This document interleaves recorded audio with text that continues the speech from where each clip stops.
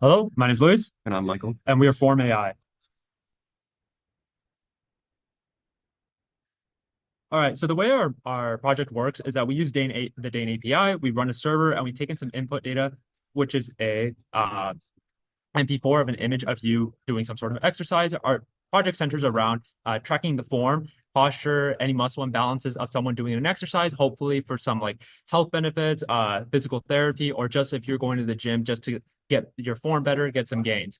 Our API then like uses our backend, calls a some Python code, one of which is going to call an R3D 18 kinetic by Google DeepMind classifier that we fine-tuned using our own data set in order to do some classification on the different exercises, like a deadlift, for example, or if it's a bench press, like on the images featured here. That's right.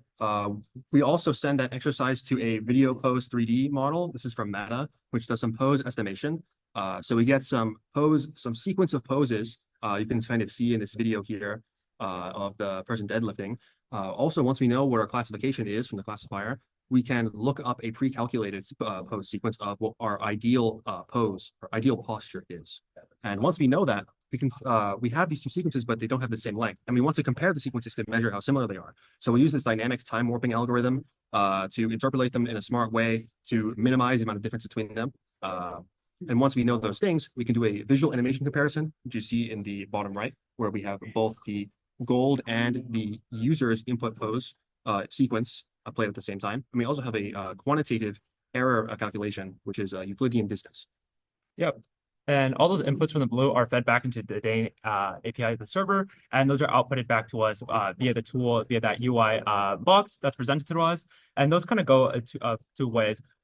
Some of them are GIFs or images, so they have to be hosted by ourselves via Flask server, and those are going to pop up on that UI and Dane as some links to those images that we'll show you soon. And also, we output the exercise class and the raw error directly that's completely visible on Dane. And you can actually later ask the LLM on Dane for a follow-up using some of that raw error data and exercise class to kind of tell you a little bit about your exercising. Yeah, we have a demo, right? Yeah, and we have a demonstration here.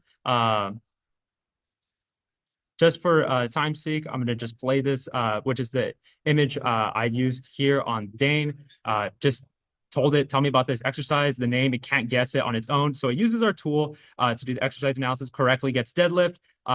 We have the raw error data going right here, and this is just a mean across that like animation, telling us what our error is. We also have these little links that are being posted by our server, Right. giving you that dual skeleton right here. The red is actually the video we inputted, so that's kind of like the error, while the blue is like a gold standard that we have uploaded. That could also be changed by default. And for those data buffs, you could also take a look at these graphs to tell you a little bit about how the error changed over time. Yeah, and that's the error per joint of the pose.